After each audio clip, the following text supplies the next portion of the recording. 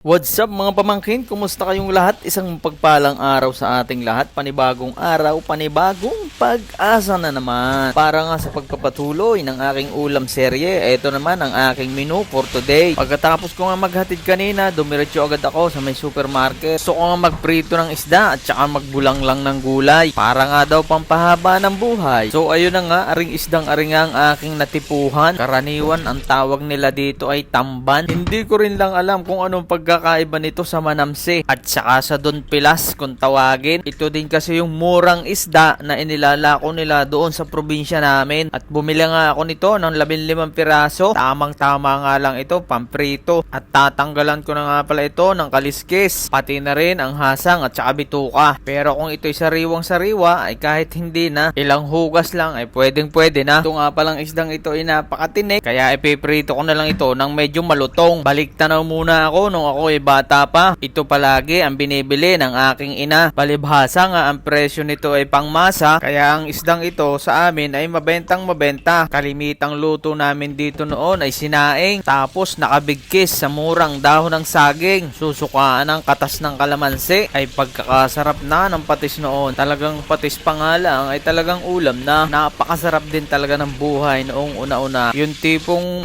basta may kanin at simpleng ulam ay talagang kontento ka na. Pagkatapos ko nga pala itong linisan, ay lalagyan ko lang ng kaunting asin at uumpisahan ko na magprito. Syempre, olive oil.